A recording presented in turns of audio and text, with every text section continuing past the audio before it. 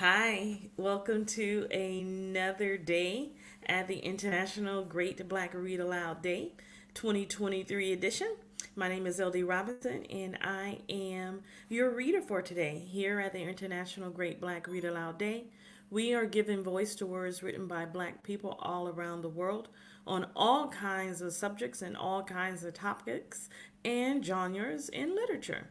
And so today we are on day 15. We have been reading for 15 days, and we are glad to still be here. It's been a very busy month because our partner, Fresh Book Festivals, is getting ready for its annual book festival, film and book festival. And so it's been a very busy month. However, we are glad to be partners in literature and glad to be partners in literacy. And so we want to invite you to join us. Not only just listen to us read, but join us in reading. Reading is a very fun thing to do, in my opinion. And it continues to promote literacy. And the more you read, the more you'll want to read, the more different things you will want to read to keep expanding what you read. And before you know it, you will have thousands of books.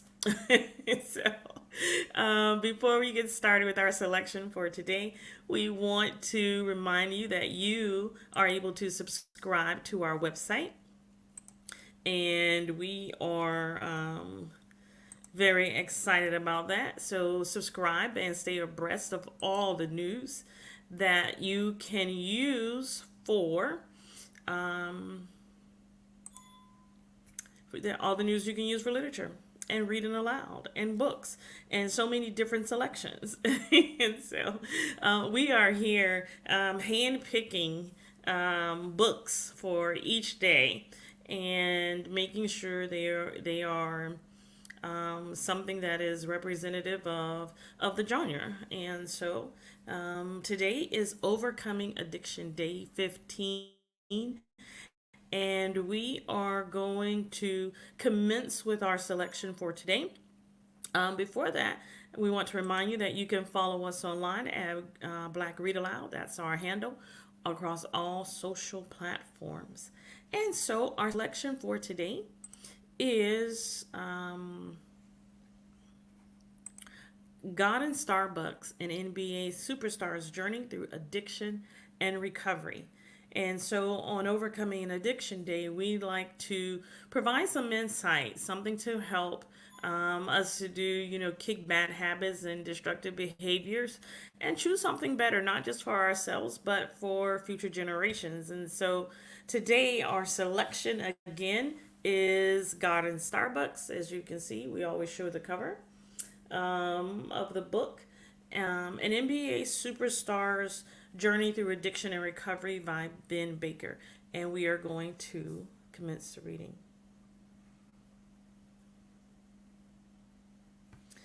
I can see it on their faces sometimes.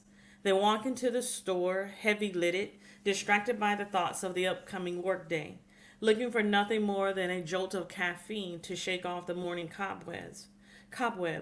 They peck away at their smartphones or fumble with their wallets, oblivious to their surroundings, until suddenly there they are at the front of the line, looking up, way up, at the world's tallest barista.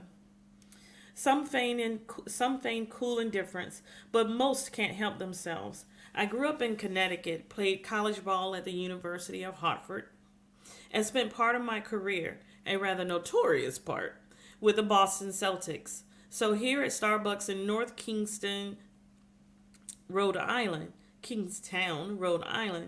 there is no place to hide. First of all, I don't look like an ordinary guy. I'm a giant in the back there. I mean that literally. I'm 6'11", 275 pounds. You can see me frothing up your cappuccino, and at the very least, you can't help but wonder, what's going on here? He must be somebody. Others know exactly who I am. A guy who made, lost more than $100 million in his NBA career. A career wrecked by alcoholism and depression and spectacularly bad business decisions. These are the people who stare hard, then suddenly avert their eyes, the sadness nevertheless evident on their faces. I know what they're thinking. How the hell does a four-time NBA All-Star and an Olympian end up shouting tall decaf cappuccino from behind the counter at Starbucks? Given half the chance, I'll disarm the customer with a smile and a few friendly words. I don't want anyone to feel uncomfortable when they walk into our store, and I sure don't want anyone's pity. Trust me when I say this. I've been through worse. Much, much worse. There is no shame in work. The indignity comes from not working, from losing your way through ego and weakness and addiction, and finding yourself tumbling into a bottomless pit of despair and helplessness. Want to know what that looks like? Okay, here it is. I was a first round NBA draft pick, the eighth choice overall in 1993. Smoking weed every day to alleviate my anxiety, until repeated trips to the emergency room with my heart racing uncontrollably prompted me to find another way to self medicate. I was an NBA All Star, drinking after games and then before games, and eventually at all points in between, draining anywhere between a pint and a fifth of liquor a day, using alcohol to end my career and nearly my life. Make no mistake, that's what alcoholism is: slow and deliberate suicide.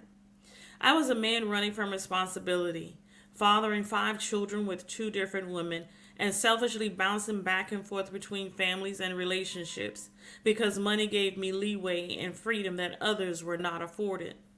Money, after all, is like a get out of jail free card until it's gone, and with it the patience and tolerance of those you've hurt, and the enabling of those who never really cared about you in the first place.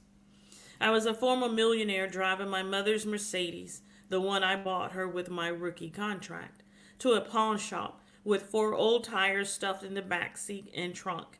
I sold the tires for $80, bought a few bottles of liquor, and drank myself into oblivion until all the pain was gone, the ache in my lower back that signaled a failing liver, and the ceaseless cloud of loneliness that hung over every day. That's how bad it got for me. By comparison, working at Starbucks is a walk in the park. Would you prefer to say that I got my A kicked, that I've been humbled? Fine, go ahead and say it. You would not be incorrect, but I'm not bitter. I've been sober for 6 years now, and in that time, with spirituality as the foundation, I've rebuilt my life one brick at a time. I married a longtime girlfriend, and together we are raising our four beautiful children. I am a licensed minister and assistant pastor at the same church in Old Saybrook, Connecticut, where my father is the head pastor, and where as a boy I knew nothing but peace. I'll probably never be a millionaire again, but that's fine. Life is good and full of possibilities. That's the point I like to get across, that life is worth living, no matter how bad it might get at times. Obstacles can be overcome, demons can be conquered. I've been speaking to youth groups both in and out of church, and I've done some work with the NBA, helping provide a cautionary tale to young athletes who likely aren't even remotely prepared for the ways in which their lives will change when staggering wealth is heaped upon them. This book is part of my mission. Maybe by telling my story, I can provide inspiration and hope to those who are facing all manner of hardships and who trying to figure out how to pick themselves up and start over again. As I tell the parishioners at my church, God doesn't measure how far you've fallen, but He will be there when you're ready to rise. This day begins, April 16th, 2011. This day begins like all the others, like every gray and God-forsaken morning for the previous 7 months, with a feeling of utter astonishment that I am still alive. There is no relief attached to the sentiment, no gratitude, just a sense of wonder at how much the human body can withstand before it finally surrenders or gives out. I roll over on the couch, which is where I usually sleep, and squint at the bleakness of another day rising up to taunt me. As I sit up, the pounding in my head starts almost immediately, followed by heart palpitations and epic rumbling waves of nausea. I begin to tremble and sweat. I am dizzy and disoriented. If this sounds like a hangover, well, that doesn't even begin to do it justice. Hangovers are for rookies. I am a veteran, a world class drinker and drug addict who spends his every waking moment trying to dull the pain of a hopelessly wrecked life. What I feel right now is not a mere hangover, it is a body in the throes of withdrawal. The alcoholic drinks all day, passes out at night, and wakes to a craving that can scarcely be described, an immediate awareness that agony lies ahead, and the only way to stop it is to take the first drink. There is nothing surprising about any of this to me, not anymore. I know the routine and have planned accordingly.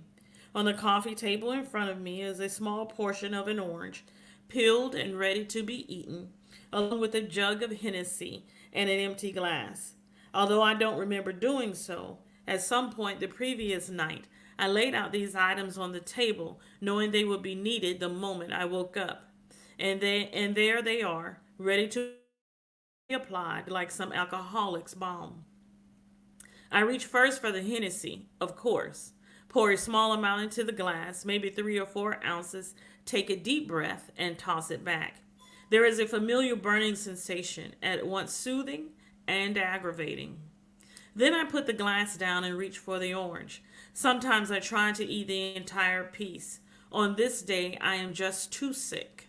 So I squeeze some of the juice into my mouth, try to swallow, and then wait for the inevitable. I reach out, grab a small waste can, also kept nearby at all times, and vomit the meager contents of my stomach, a mix of blood and bile mostly, into the bottom. The spasms go on for a minute or two, dry heaving so powerfully that my ribs feel as though they are compressed against my spine. Whimpering softly, I fall back into the couch and curl up into a ball. In a few minutes, I will begin to feel better. The sweat will dissipate, the headache will subside, and the fog will begin to lift. And then I can begin to drink in earnest. That's the way it usually works. On this day, though, the sickness lingers. There is a persistent pain in my lower back. It's been there for a while now, increasing steadily in severity, a sure sign that my liver is about to fail.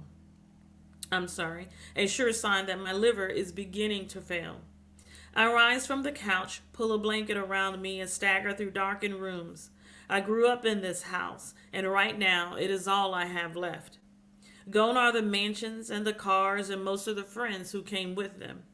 My parents live nearby, in a home that I bought for them many years ago when I was flush with fame and fortune. We never sold my childhood home, so I've moved back in. I guess this is what is known as coming full circle, although I don't recall my parents ever having to worry about the cable company killing service for non-payment, as happened to me not long ago. At the moment, I have 5 children, but I rarely see any of them. Truth is, I hardly see anyone. I have burned just about every available bridge over the last decade, and so most days are spent right here, in this living room, completely alone, drinking as much as a gallon of Hennessy every single day. That's the beverage of choice right now. No better or worse than the Bacardi 151 I used to drink, or even the Listerine I once favored as a way to get drunk without smelling like a drunk. As always, on this morning, I am amazed to be drawing breath. I can't believe I made it through another night. Maybe there is a reason God hasn't called me yet. There was a time, after all, when He was the most important person in my life. Long before I became an NBA All-Star, long before I made and lost more money than most people can even imagine. I lived a life of humility and spirituality. I was the son of a preacher, and even when I lost my way, I like to think of myself as still being part of the flock.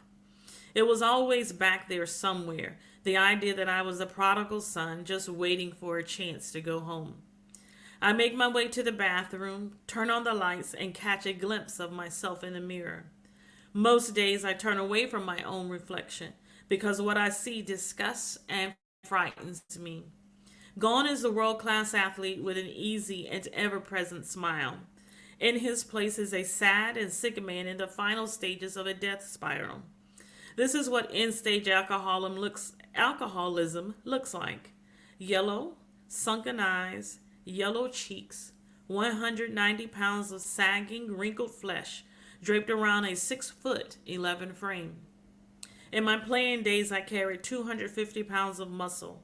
Now I am a living, breathing skeleton, a walking corpse. For some reason, I stare at my reflection, unable or unwilling to avert my gaze.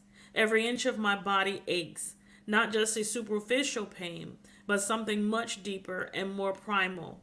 I feel it in my bones. I feel it in my heart. I feel it in my soul, which is a surprise since I wasn't even sure that particular part of me still existed. This is bottom. Finally, after all these years, this is it. I begin to cry, almost silently at first, and then much louder, full-throated sobs that take my breath away. I fall to my knees, and for the first time in many years, I begin to pray. It is a selfish prayer, a plea for relief more than for forgiveness.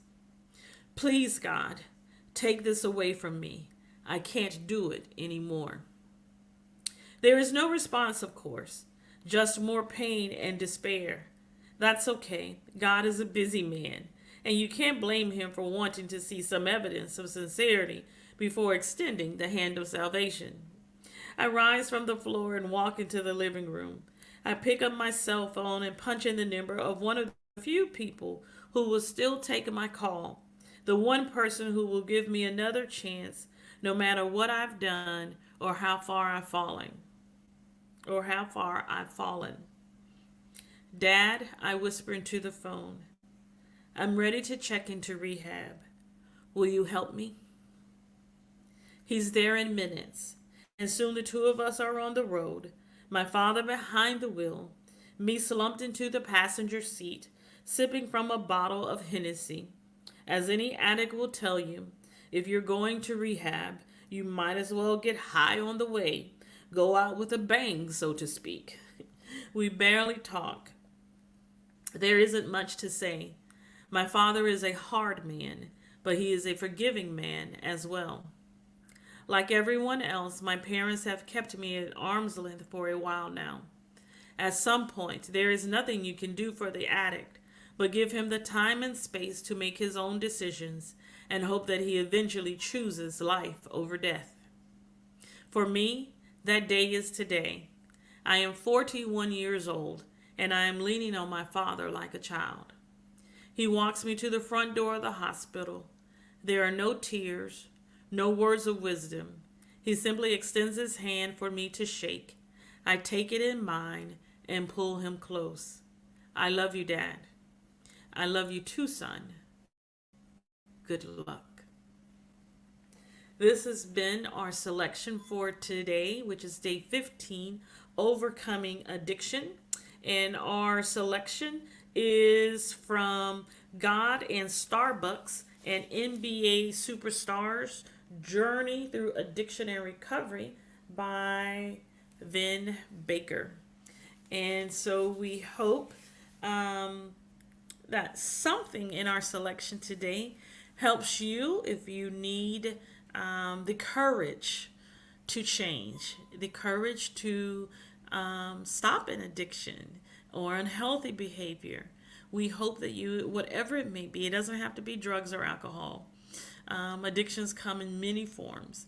And so we hope that you're encouraged to take the necessary steps that you need to choose better for yourself, but also for future generations.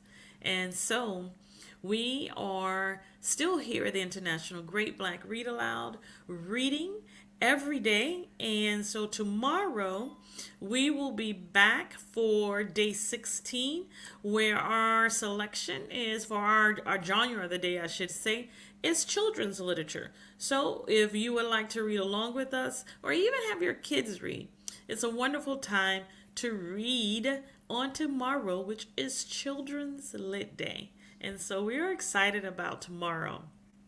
Um, we want to remind you that we are a partner. We are a partner with Fresh Book Festival, and we are partners in literacy. And so this year, we are pleased, as we always are, to participate with the Fresh Book Festival. And this year, we will be live at Fresh Book Festival February 23rd through the 25th, and we will be reading live from Fresh Book Festival on the 24th and the 25th.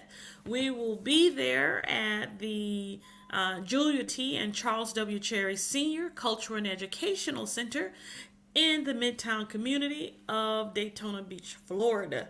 So if you are in town or you are available, please join us February 23rd through the 25th at Fresh Book Festival, and we're going to put up our announcement on the screen for you. Join us at Fresh Book Festival, and our theme this year is a reading revolution. And you can get your tickets now at freshbookfestivals.net. There will be authors, more than 40 authors from across all kinds of genres. Most genres are covered at Fresh Book Festival. And so we just want you to be there and join us and have a wonderful time celebrating literature. And so we will be back tomorrow it will be back tomorrow for day 16, children's literature. And in the meantime, we want to remind you that we have a drawing that we will be holding at the end of the month. Well, in the beginning of March. So if you share a stream, if you share one of our streams, if you share one of our streams, please let us know. And we will enter your name into a contest to win one of 10 official, very, very, very official TIG Brat t-shirts. And so TIG Brat is the acronym for the International Great Black Read Aloud Day. And so we are giving away 10 wonderful t-shirts, and we want you to help spread the word about literacy. So we are looking forward to giving away some great t-shirts and some TIG Brat swag, if you will. Okay? So we will see you tomorrow. Don't forget to like, share, and subscribe to our website at greatblackreadaloudday.org. And we'll see you tomorrow for another reading on day 16, which is Children's Lit. Bye-bye.